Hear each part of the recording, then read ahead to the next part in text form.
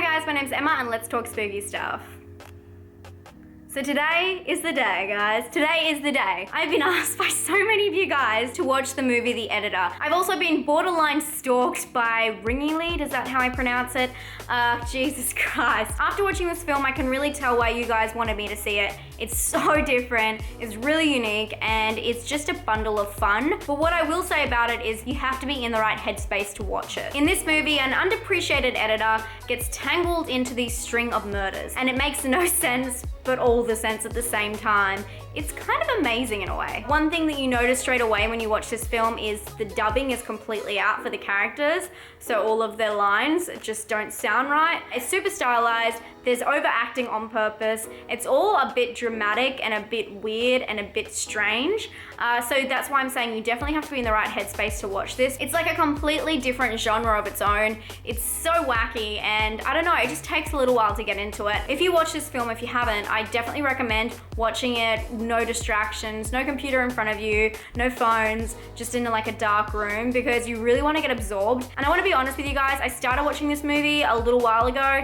and I just was not in it, and so I stopped the movie and thought maybe I was distracted, and I came back to it just last weekend, and I'm so happy I did because it is amazing and it definitely needs that kind of attention. The cool thing about this movie is it has so many quotable lines, and obviously it's meant to be that way. It's cheesy, it's over stylized, but it's also really beautiful to watch, and it's shot really nice. The colors are nice.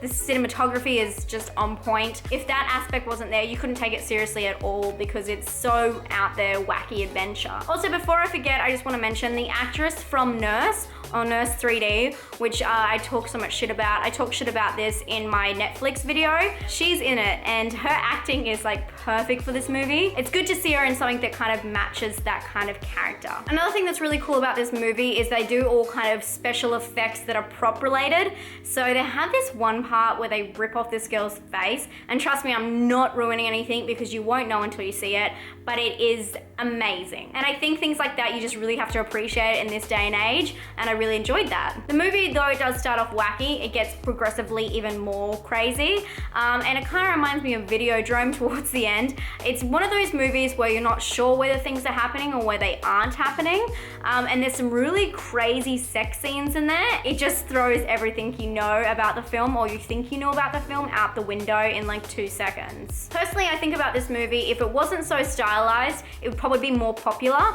but then again, if it wasn't so stylized, it wouldn't be as cool as it is. And I think this movie, although I talk about how stylized and how wacky it is, it actually has a really good plot line, and it's very clever, and the characters are really good. The fact that they've blended these two together and they've just made it a piece of art is just amazing. Everyone hated the fact that I didn't like rubber. It's just a fucking rubber tire, right? So I just thought with this one, it's really clever because although they do have a wacky kind of stylized effect, like rubber, they actually had a really good plot line. So although you got the point, oh yeah, I get what you're doing here with the editing and the overacting, that's cool. It also had the gripping plot to keep you, and by the end you're kind of sad because you're thinking, I'm never gonna be able to see this movie again. You're never gonna have that same effect the first time viewing of this movie and of this particular kind of style of film. It's amazing, and it's really cool to see something new and super original. I can really appreciate where this movie is coming from, but it took me a little while to get into it. For that, I'm gonna give it an 8 out of 10 for personal.